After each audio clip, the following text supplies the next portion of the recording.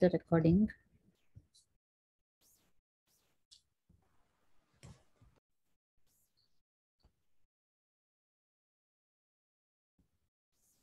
Thank you everyone for waiting patiently. We were just making sure that the main room gives us a green signal to start the program.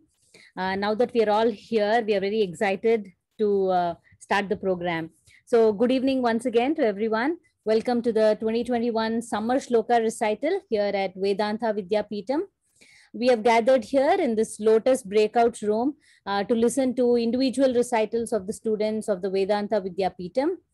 After this, we will move to the main room to listen to the Bhagavad Gita recital and a few words from our chief guest. We will also have a segment recognizing the students and their achievements. So I request all of you to stay, and then once the program ends here, we will move, we'll move back to the main room, and then we'll have a program continued there. Again, on behalf of everyone here at Vedanta Vidyapeetham, I and Soumya welcome you. We are co-hosting the program today, and we want to make sure that all the parents, friends, family here will enjoy the program.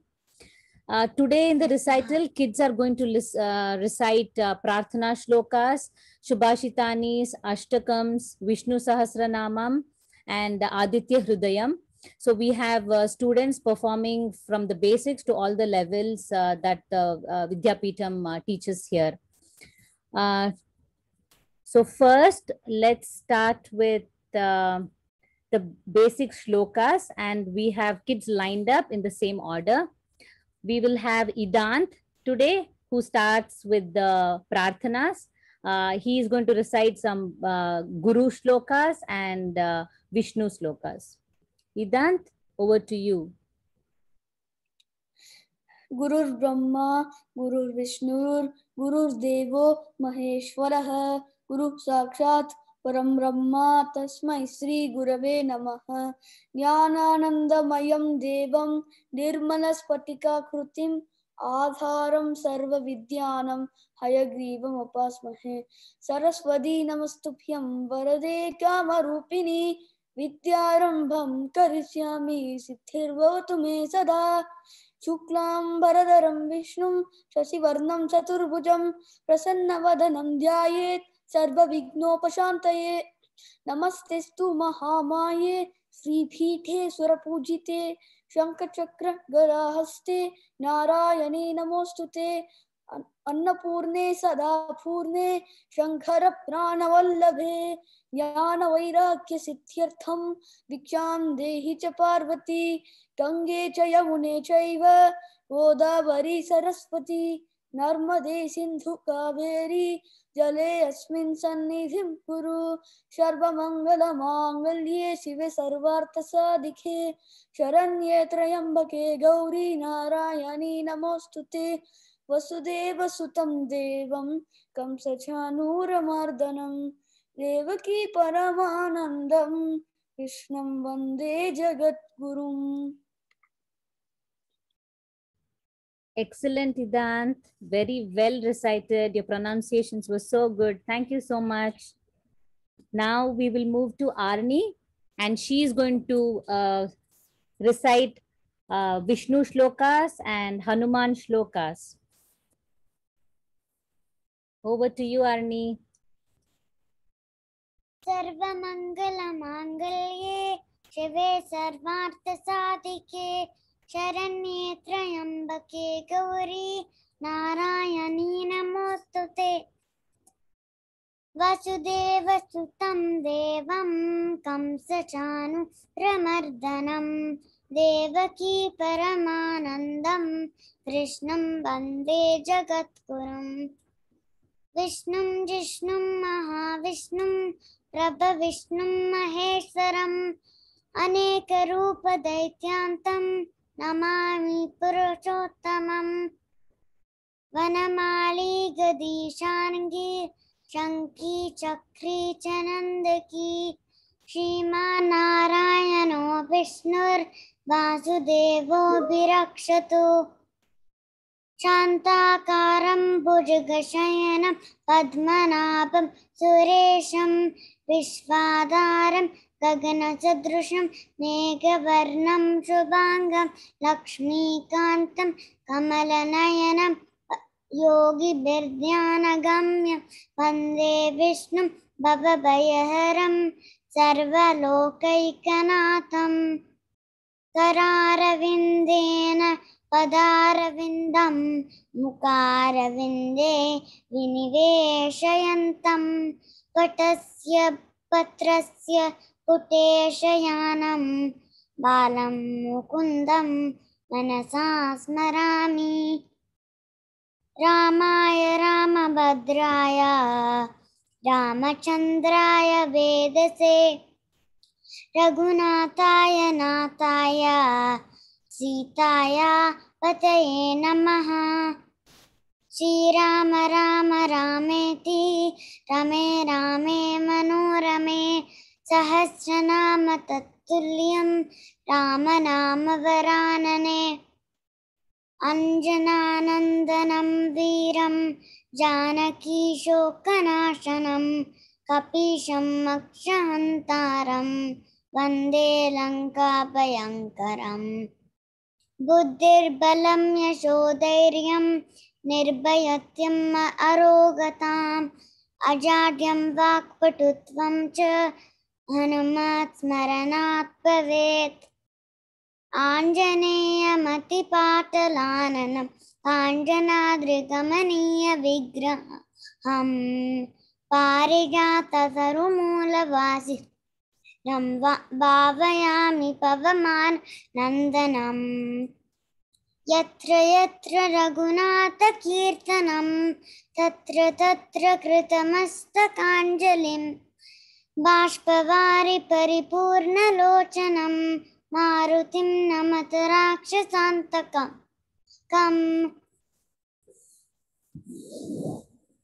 Very good, Arni. Thank you. Now let's move on to Nikhil. Nikhil is going to sing Guru Shlokas and Vishnu Shlokas. Nikhil, over to you. Guru Brahma, Guru Vishnu, Guru Devo Maheshwaraha, Guru Sakshat Parabrahma, Tasmai Shri Guruve Namaha. Nanyanandam Mayam Devam, Nirmalaspatika Kritim, Mataram Sarvavidyanam, Hayagrivam Upasmahe, Saraswati Namastupyam, Varadekam Rupini, Vidyarambam Karishyami, Siddhir Bhavatu Me Siddha. And Shantakaram Bhujakasayanam, Padmanabham Suresam, Vishvataram Gaganasarastam, Megnavarnam Shubhangam, Lakshmikantam Kalamanayanam, Yohigrityanakam Vande Vishnum Bhavavayaharam, Sarvalokekanatham, and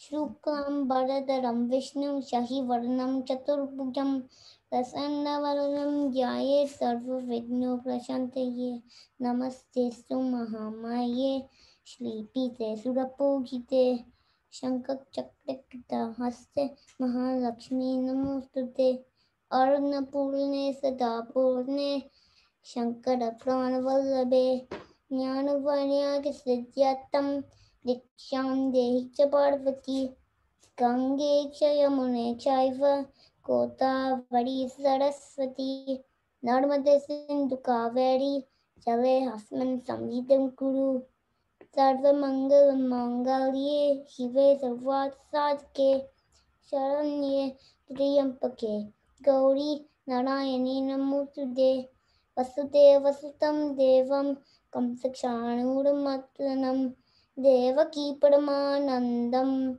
Krishnam Vande Jagadgurum Vanamali Dagishangi Shanki Chakri Chanandaki Sriman Narayano Vishnu Vasudevo Virakshatu. Awesome, Nikhil. Good job. Very well done. Next, we have Maya. Maya is going to recite Guru Shlokas, Vishnu Shlokas, and Lakshmi Shlokas. Maya, over to you. Guru Brahma, Guru Vishnu, Guru Devo Maheshwaraha, Guru Sakshat Parabrahma, Tasmai Shri Guruve Namaha. Jnananandamayam Devam, Nirmalaspatikakatam, Adharam Sarva Vidyanam, Hayagrivam Upasmahe, Saraswati Namastupyam Varade Kamarupani, Vidyarambam Karishyami, Siddhir Me Sada. Vishnum Jishnum Mahavishnu Prabha Vishnu Maheshwaram Anekarupate Tyantam Namami Purushottamam Shantakaram Bhujakashayanam Padmanabham Suresham Vishvadaram Gaganasadrisham Meghavarnam Shubhangam Lakshmi Kantam Kamalanayanam Yogi Bhadyanagamyam Vande Vishnum Bhavabhayaharam Sarvalokaikanaatam Shuklam Bharadaram Vishnum Shashi Varnam Chaturbhujam Prasannabadanam Dhyayet Sarva Vignopashantaye Namastestu Mahamaye Shipite Surupujite Shankachakra Gadahaste Mahalakshmi Namostude Annapurne Shadapurne Shankara Pranavallabe Jnana Vairagya Siddhartham Bhiksham Dehi Cha Parvati Gange Cha Yamune Chaiva Godavari Saraswati Narmade Sindhu Kaveri Jale Asmin Sannidhim Kuru Sarva Mangala Mangale Shive Sarvati Sadike Sharanye Trayambake Gauri Narayani Namostude Namostude Vasudeva Sutam Devam Kamsachanura Mardanam Devaki Paramanandam Krishnam Vande Jagatgurum Ramaya Ramabhadraya Ramachandraya Vedase Raghunataya Nataya Sitaya Pate Namaha Shri Rama Rama Rameti Rama Rama Manorame Sahasranama Tatulyam Rama Rame Pranane Ramaskandam Hanumantam Vainadeyam Raghudaram Shayaneya Smari Nityam Duswapnam Tasya Nashyati. Thank you, Maya. Beautiful shlokas, very well recited. Thank you. Now we will move on to Smrita, and Smrita is going to recite Shubhashitanis. Smrita, you want to start? Yeah. Na cholaharyam, na tarajaharyam, na bratabaryam, na tabarakari. Vivekite Paitate me vanityam Vidyadanam Sarvadana Pradhanam Vidyantadati Vinayam Vinayadyati Patratam Patratva Adanapnoti Dharma Tatasukam Annadanam Parandanam Vidyadanam Ataparam Annena Shanikadrupti Yavajivam Chavidyaya Alasasya kuto vidya, avidyasya kuto dhanam, avitrasya kuto mitram, avidyasya kuto dhanam. Nadi sheko na samskaraha, simhasya kriyate vane, vikramajata rajasya kriyate nandarandrata. I'm done. Excellent. Very nicely recited and so confident. Beautiful. For the next half of the program, Soumya will take over from here. Soumya, you want to carry on with the program? Yeah, thank you, Anjana. So after that beautiful recital by Smrita, I think next up is Disha. So Disha, you can go ahead. Namaste everyone. Namaste Stu Mahamaye Shri Pite Surapujite Shankha Chakra Gadahaste Mahalakshmi Namostate Namaste Garudarude Kola Surabhayankari Sarva Papa Hare Devi Mahalakshmi Namostate. नमस्ते गरुडारूढे कोलासुरभयङ्करी सर्वपापहरे देवी महालक्ष्मी नमोस्तुते सर्वज्ञे सर्ववरदे सर्वदुष्टभयङ्करी सर्वदुःखहरे देवी महालक्ष्मी नमोस्तुते सिद्धिबुद्धिप्रदे देवी भुक्तिमुक्तिप्रदायिनी मंत्रमूर्ते सदा देवी महालक्ष्मी नमोस्तुते आद्यन्तरहिते देवी आदिशक्ति महेश्वरी योगज्ञे योगसम्भूते महालक्ष्मी नमोस्तुते स्थूल सूक्ष्म महारौद्रे महाशक्ति महोदरे महापापहरे देवी महालक्ष्मी नमोस्तुते पद्मासनस्थिते देवी परब्रह्मा स्वरूपिणी परमेशी जगन्मातर महालक्ष्मी नमोस्तुते श्वेतांबरधरे देवी नानालंकारभूषिते जगत्स्थिते जगन्मातर महालक्ष्मी नमोस्तुते महालक्ष्मी अष्टकं स्तोत्रं यः पठे भक्तिमान् नरः सर्वसिद्धिमवाप्नोति राज्यं प्राप्नोति सर्वदा एककाले पठे नित्यं महापापविनाशनं द्विकालं यः पठे नित्यं धनधान्यसमन्वितः त्रिकालं यः पठे नित्यं महाशत्रुविनाशनं त्रिकालं यः पठे नित्यं महाशत्रुविनाशनं महालक्ष्मीर्भवे नित्यं प्रसन्ना वरदा शुभा. Thank you everyone. Thank you so much, Disha. I mean, I've never seen a clearer pitch that you maintained. It was really nice to hear. Next up, we have, let's see.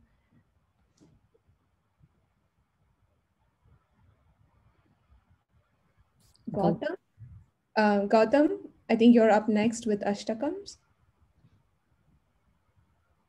शरीरं सुरूपं तथा वा कलत्रं यशश्चारुचित्रं धनं मेरुतुल्यं मनश्चेन्नलग्नं गुरोरङ्घ्रिपद्मे ततः किं ततः किं ततः किं ततः किं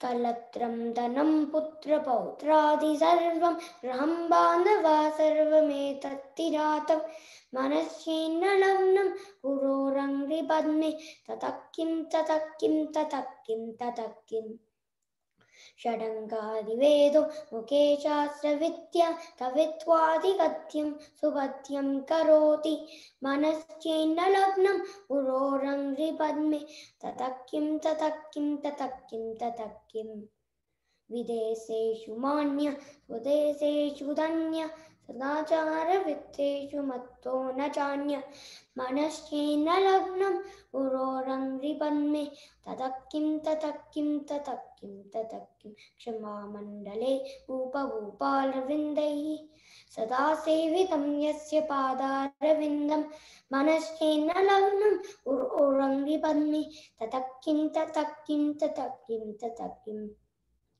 यशो मे गतं दिक्षु दानत्प्रतापात् जगद्वस्तु सर्वं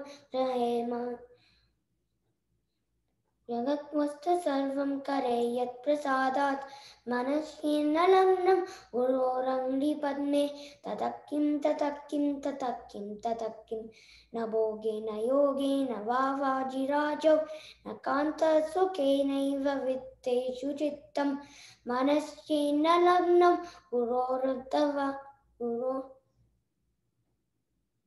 गुरोरङ्घ्रिपद्मे ततः किं ततः किं ततः किं ततः किम्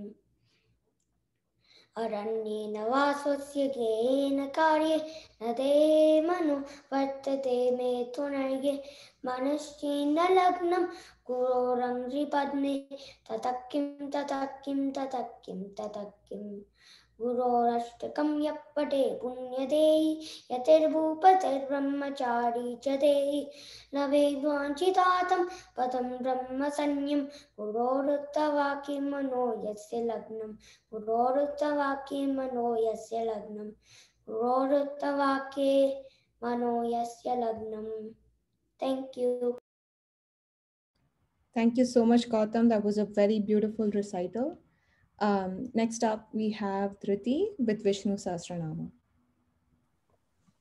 Shuklam Bharadaram Vishnam Shashivarnam Chaturbhujam Prasanna-vadanam dhyaye sarva-vighno-pashantaye Shantakaram Bhujagashayinam Padmanabham Suresham Vishwadaram Gagana-sadrisham Meghavarnam Shubhangam Lakshmikantam Kamalanayanam Yogi Hridyanagamyam Vande Vishnum Bhavabhayaharam Sarvalokaikanaatam Bhutavaso Vasudeva Sarvasunilayo Nalaha Darpaha Darpado Dripto Durdaro Taparachitaha Vishwamurtir Mahamurtir Deeptamurtiramurtiman Anekamurtir Avyakta Shatamurtir Shatananaha Eko Naikassa Vakkakim Yattat Padamanuttamam Lokabandhur Lokanato Madhavo Bhaktavatsalah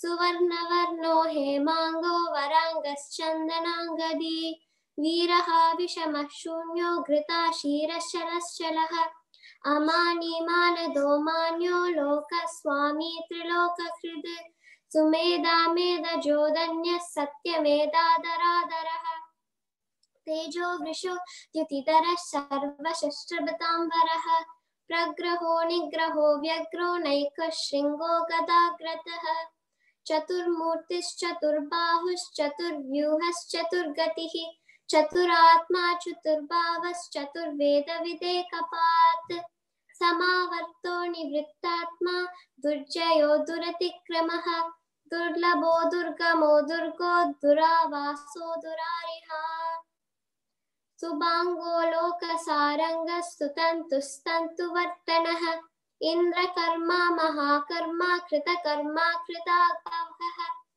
Udbhavaha Sundara Sundo Ratnanabha Salochanaha Arko Vajasa Nishingi Jayanti Sarva Vijjayi Suvarna Bindu Rakshobhya Sarva Vageshwareshwaraha Mahahrido Mahagarto Mahabhuto Mahanidhihi Shri Rama Rama Rameti Rame Rame Manorame Sahasranama Tattulyam Rama Nama Viranane Shri Rama Rama Rameti Rame Rame Manorame Sahasranama Tattulyam Rama Nama Viranane Shri Rama Rama Rameti Rame Rame Manorame Sahasranama Tattulyam Rama Rama Viranane. Thank you. Thank you, Dhriti. That was a very cheerful recital. Next up, we have Varun and Vihan with Aditya Hridayam.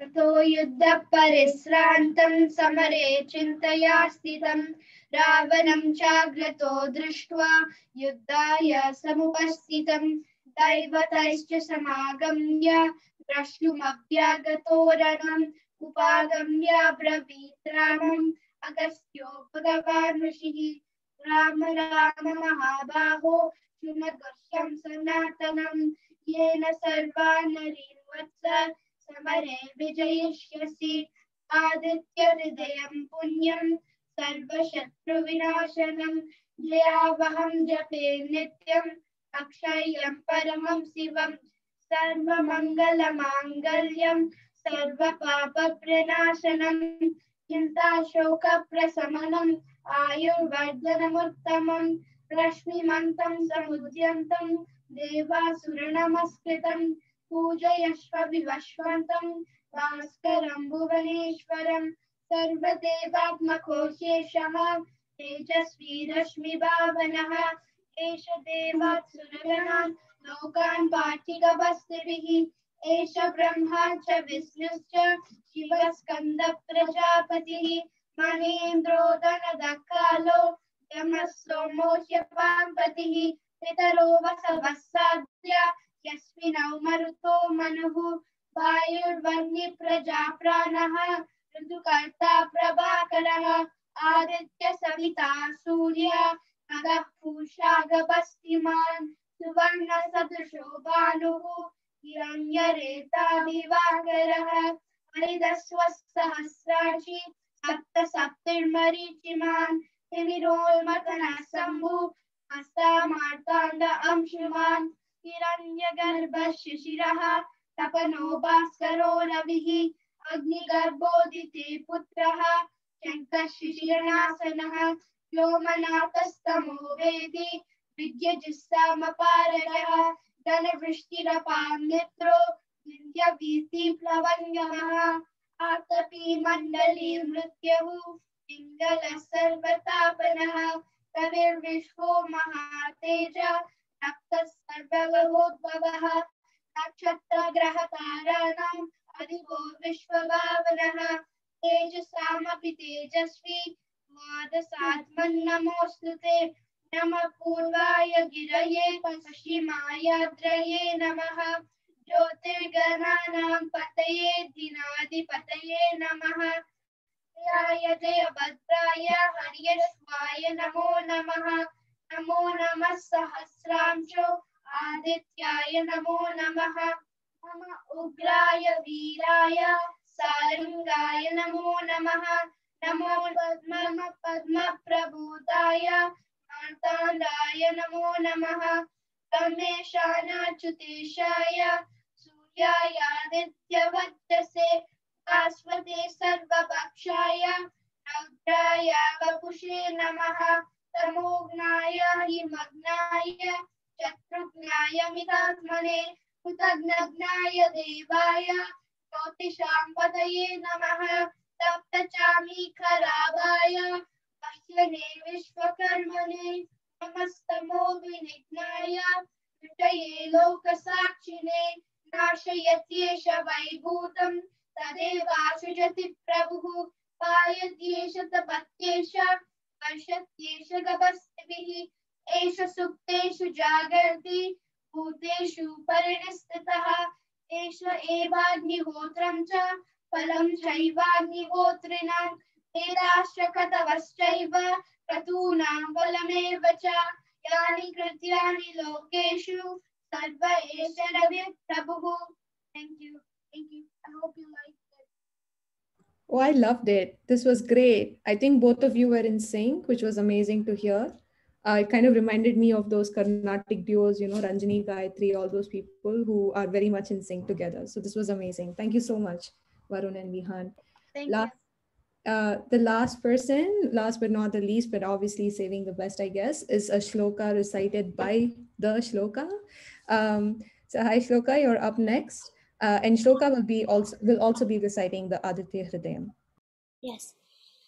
ततो युद्धपरश्रान्तं समरे चिन्तास्थितं रावणं जागृतो दृष्ट्वा युद्धाय समुपस्थितं दैवतैश्च समागम्य द्रष्टुमभ्यागतोरणम् उपागम्य ब्रवीत् रामम् अगस्त्यो भगवान् ऋषिः राम राम महाबाहो शृणु गुह्यं सनातनं येन सर्वनरेन् वत्स समरे विजयिष्यसि आदित्यहृदयं पुण्यं सर्वशत्रुविनाशनं जयावहं जपे नित्यम् अक्षयं परमं शिवं सर्वमङ्गलमाङ्गल्यं सर्वपापप्रणाशनं चिन्ताशोकप्रशमनम् आयुर्वर्धनयुत्तमं रश्मिमन्तं समुद्यन्तं देवासुरनमस्कृतं पूजयस्व विवस्वन्तं भास्करं भुवनेश्वरं सर्वदेवात्मको ह्येषः तेजस्वी रश्मिभावनः एष ब्रह्मा च विष्णुश्च शिवस्कन्दप्रजापतिः महेन्द्रो दनकर्दालो यमः सोमो ह्यं पापितिः पितरो वसवः साद्य यश्विनो मरुतो मरुः वायुवर्णिक् प्रजाप्राणः ऋतिकर्ता प्रभाकरः आदित्य सविता सूर्य खगपूष गभस्तिमान् सुवर्णसदृशो भानुः हिरण्यरेता दिवाकरः.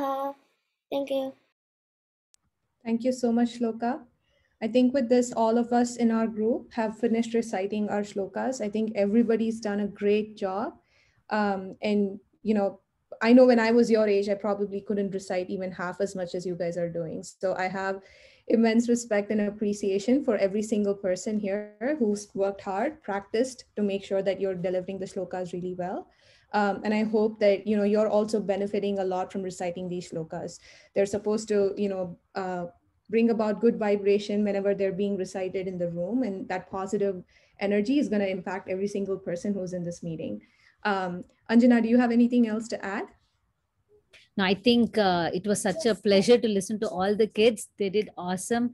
So I wish good luck to all of you. Continue learning the shlokas, and make sure that all of you can recite Vishnu Sahasranama by heart. We will be really waiting to listen to that. Now that we have more time, I was thinking if anybody is interested to recite more shlokas till the main room calls us back, because I think all the breakout rooms have to finish. So we have more time, and we are absolutely delighted to hear more. So anybody wants to go recite more shlokas? Raise your hand if you want to. We'll be happy to, listen to you. So let us know. I see Varun and Vihan raising their hands. So you want to start with them? Sure, go ahead, Varun and Vihan. And I think Arni is ready after that if we have time. So We want to sing Veda Vinayaka. Go for it. Veda Vinayaka Saranam Saranam Vigna Vinayaka Saranam Saranam Nada Vinayaka Saranam Saranam Nagavinayaka Saranam Saranam Raja Vinayaka Saranam Saranam Vijaya Vinayaka Saranam Saranam Siddhi Vinayaka Saranam Saranam Bhuti Vinayaka Saranam Saranam Veda Vinayaka Saranam Saranam Veena Vinayaka Saranam Saranam Saranam Saranam Saranam Saranam.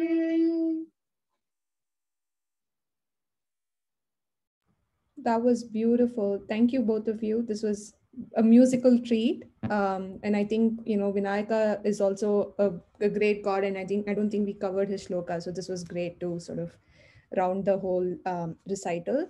Arni, do you want to go next? you can start. शुक्लाम्बरधरं विष्णुं शशिवर्णं चतुर्भुजं प्रसन्नवदनं ध्यायेत् सर्वविघ्नोपशान्तयेत् व्यासं वसिष्ठनप्तारं शक्तर्पौत्रमकल्मषं परास्मरास्मजं वन्दे शुकतातं तपोनिधिं व्यासाय विष्णुरूपाय व्यासरूपाय विष्णवे नमो वै ब्रह्मनिधये वासिष्ठाय नमो नमः अविकाराय शुद्धाय नित्याय परमात्मने सदैकरूपरूपाय विष्णवे सर्वजिष्णवे यस्य स्मरणमात्रेण जन्म संसारबन्धनात् विमुच्यते नमस्तस्मै विष्णवे प्रभविष्णवे ॐ नमो विष्णवे प्रभविष्णवे श्रीवैशम्पायन उवाच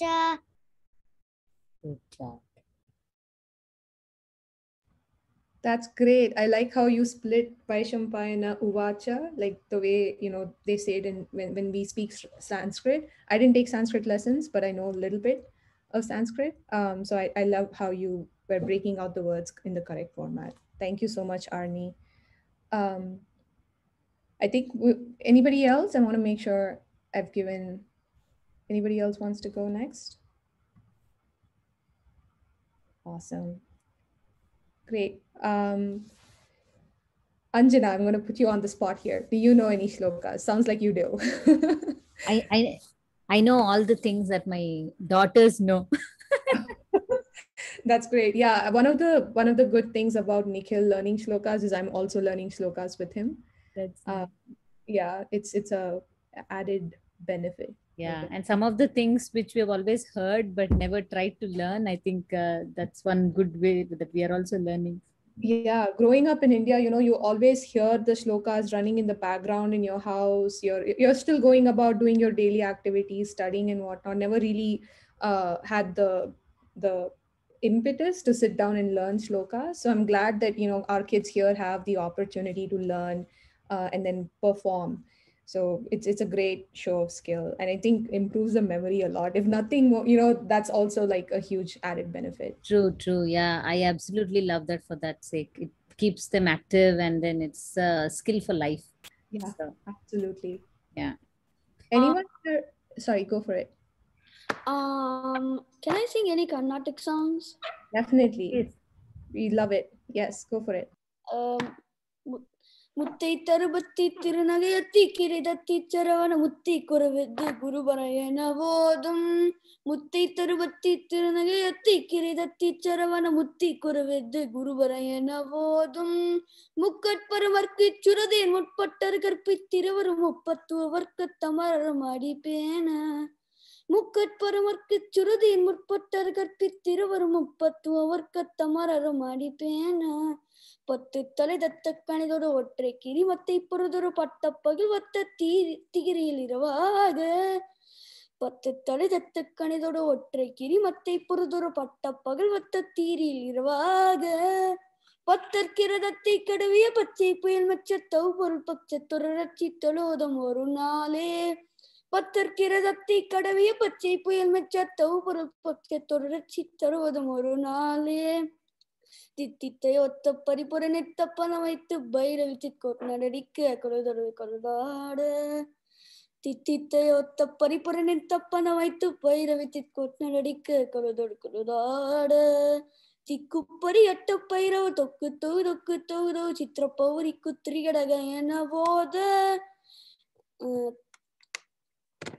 திக்குப்பரி எட்ட பைரவ தொக்கு தொகு சித்திர பௌரிக்கு திரிகடக என போத கொத்துப்பறை கொட்ட கணமிசை குக்கு கூகு குக்கு குத்தி புதை புக்கு பிடி என முதுகூகை கொத்துப்பறை கொட்ட கணமிசை குக்கு கூகு குக்கு குத்தி புதை புக்கு பிடி என முதுகூகை குட்புற்ற நட்பட்டவனரை வெட்டி பழையட்டு குலகிரி குத்துப்பட ஒத்துப்பற வள பெருமாளே கொட்புற்ற நட்பட்டவனரை வெட்டி பழையட்டு குலகிரி குத்துப்பட ஒத்துப்பற வள பெருமாளே. Thank you.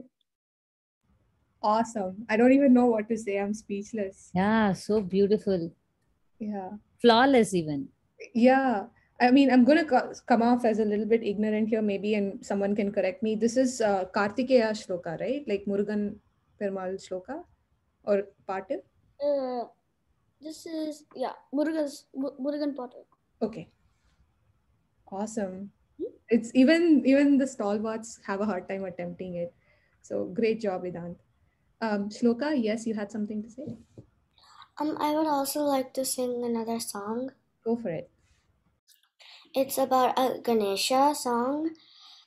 सुमुखस्य एकदन्तस्य कपिलो गजकर्णकः लम्बोदरस्य विकटो विघ्नराजो गणाधिपः धूम्रकेताने गणाध्यक्षो बालचन्द्रो गजाननः वक्रतुण्डाय धूम्रकेताने गणाध्यक्षो बालचन्द्रनः.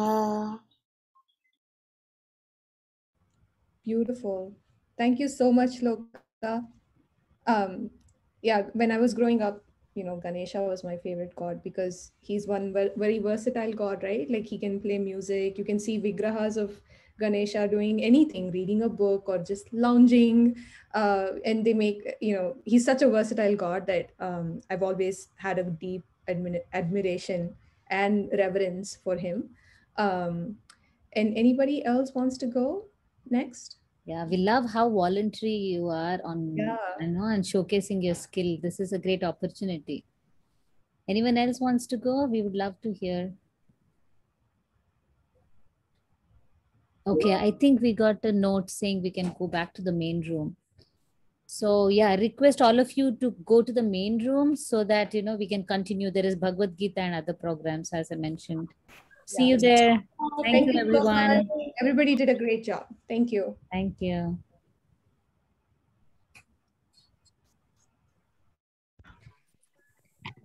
I think we can close the breakout rooms too. Okay, once all of us are here, you can close out the breakout rooms. Should I do it now? Everyone is here? I mean, all the breakout rooms are empty? No, I don't think. It won't show it as empty, right? Yeah, I won't show it. You can close them, I think. It will show as not joined, that's all. Yeah, so you can close the breakout rooms and we can pass the ball to the host. Swami is here. We can spotlight Swami.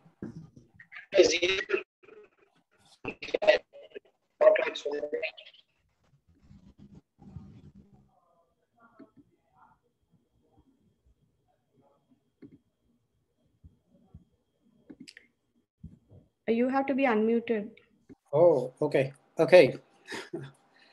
Okay. Swami is here and the host, Shailaja. Yeah, I'm here as well. Take it away from me and the ball is all yours. Let me ask all of us to go on mute so that only the people who are spotlighted and the host can talk and we all can enjoy. Okay? Okay. Okay. We have Sripriya as well, right? Sharan, yeah. Shailaja, yeah. Okay. The Krishnamacharya ji is not here. If he joins, then I will let you know. Okay. As of now, we have, we don't have him here with us. Yeah, go ahead. Okay. Okay, welcome guys. Welcome to the 2021 Summer Sloka Recycle here at Vedanta Vidyapeetham. So I'm sure all of you had a wonderful time listening to all this chanting and slokas, right? Can you guys give like an emotion, like a thumbs up, kudos to all the kids? I want to see bright smiles. Oh, that's good. That's good. That's nice. Okay. Thank you guys. So it was wonderful to hear every kid performing nicely and pronunciating all the slokas, the complex slokas. I can't even do that. And I'm glad to hear that. I'm glad to be participant and listening to all the kids performing. And kudos one more time. Before further ado, we would like to start the program with lighting the Deepam.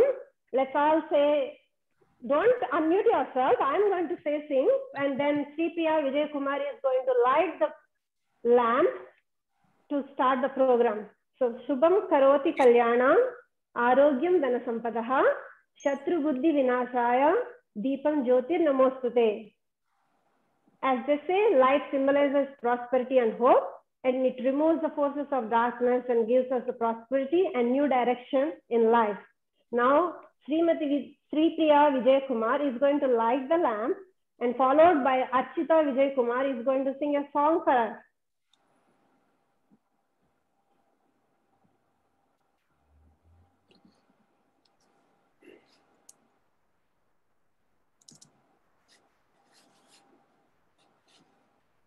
उल्लास पल्लवित पालित सप्तलोकी निर्वाह कौरकित नेम कटाक्ष लीलाम श्रीरंग हर्मंडल मंगल दीप रेखा श्रीरंगराज महिषीं श्रियम आश्रयामः.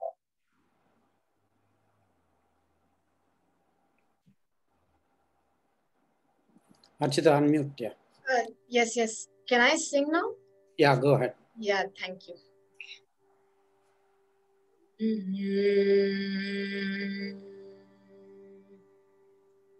Namo Namo Lakshmi Narasimha.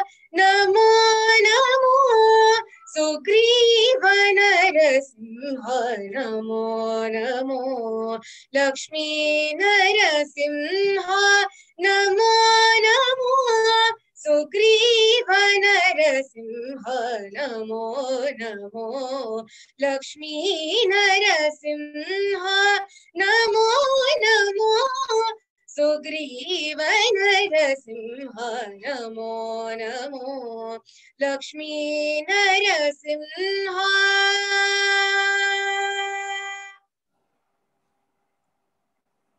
Ati Kripa Nilaya Mohana Rupa Narasimha. Nata Pitamaha Mukhya Narasimha. Ati Kripa Nilaya Mohana Rupa Narasimha. Nata Pitamaha Mukhya Narasimha. Satada Shri Venkateshwara Divya Narasimha. Hitavari Bhanjana Sugriva Narasimha. Satada Shri Venkateshwara Divya Narasimha. Hitavari Bhanjana Sugriva Narasimha. Namo Namo Lakshmi Narasimha. Namo Namo Sugriva Narasimha. Namo Namo Lakshmi Narasimha.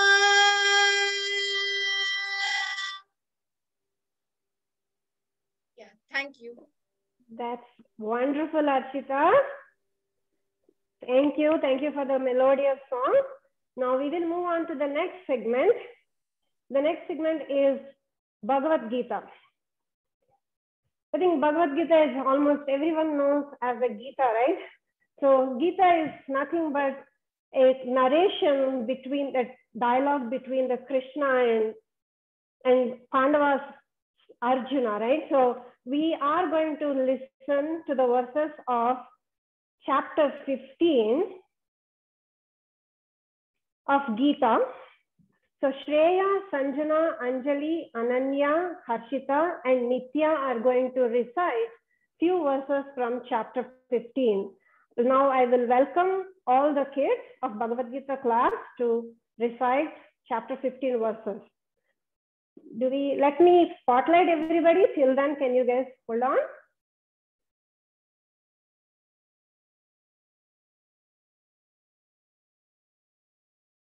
Anjali, Sanjana.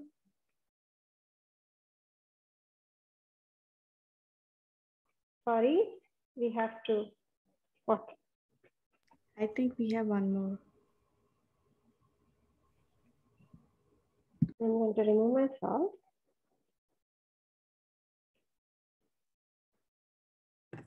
We have one more, Nitya. We are good. We are good. We Hershey.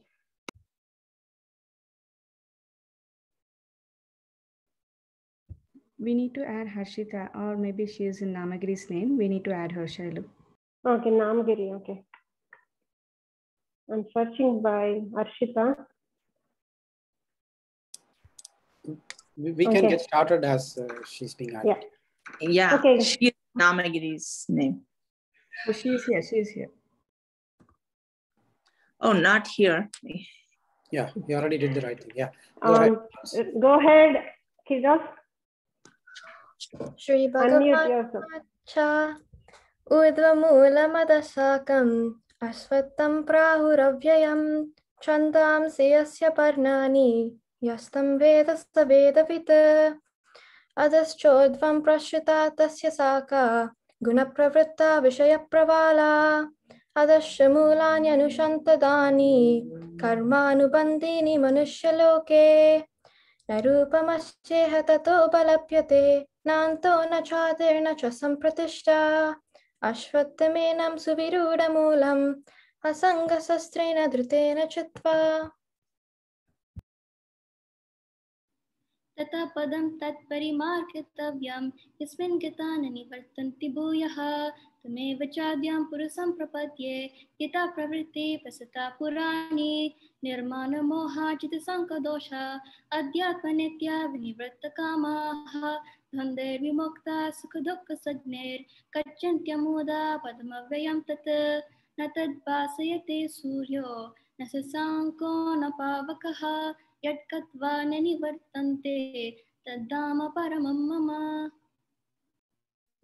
ममैवांशो जीवलोके जीवभूतः सनातनः महस्रष्टानि इन्द्रियाणि प्रकृतिस्थानि कर्षति शरीरं यदवाप्नोति यच्चाप्युत्क्रामतीश्वरः गृहीत्वैतानि संयाति वायुर्गन्धानि वासयात् स्तोत्रं चक्षुस्पर्शनं च रसनं घ्राणमेव च अधिष्ठाय मनश्चायं विषयानुपसेवते उत्क्रामन्तं सितं वापि पुण्यानं वा गुणान्वितं विमूढानानुपश्यन्ति पश्यन्ति ज्ञानचक्षुषः यतन्तो योगिनश्चैनं पश्यन्त्यात्मन्यवस्थितं यतन्तोऽप्यकृतात्मानो नैनं पश्यन्त्यचेतसः यदादित्यगतं तेजो जगद्भासयतेऽखिलं यच्चन्द्रमसि यच्चज्ञो तत्तेजो विद्धि मामकम्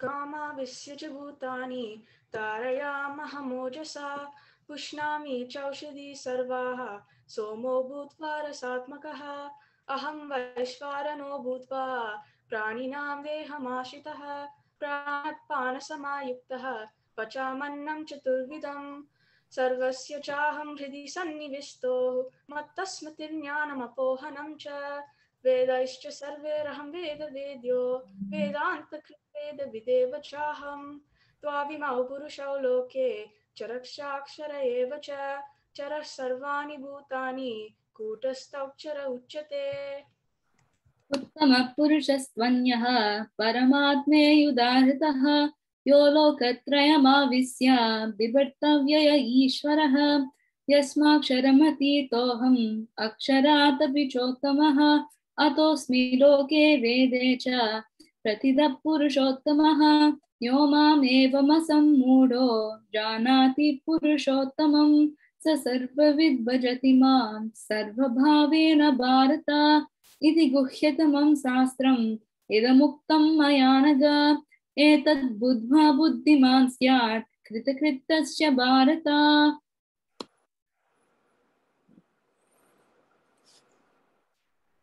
That was great, girls. I think you're all done now.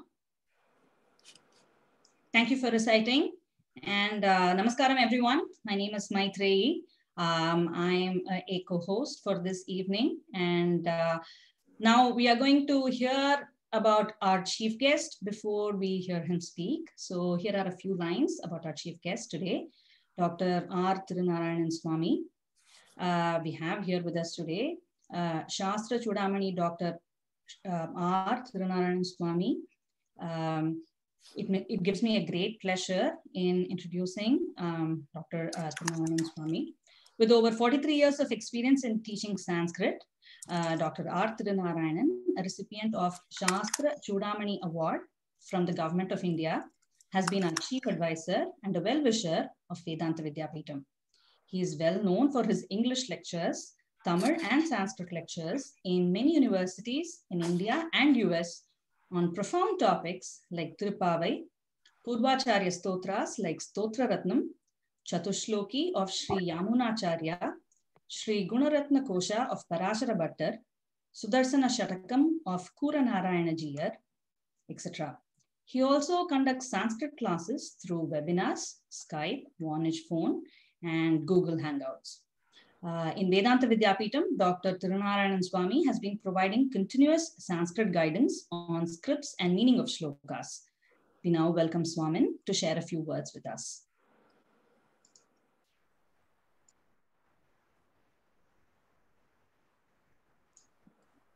Next time. Namo Namaha.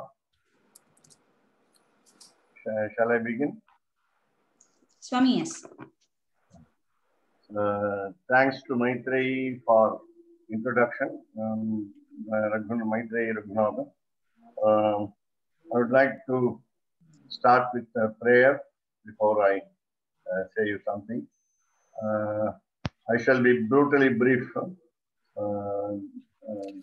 Dear children, this is a prayer from what we call the Taniyan of our Acharya, the preceptor. Sriman Venkatanatharya Kavitarkika Kesari Vedanta Cha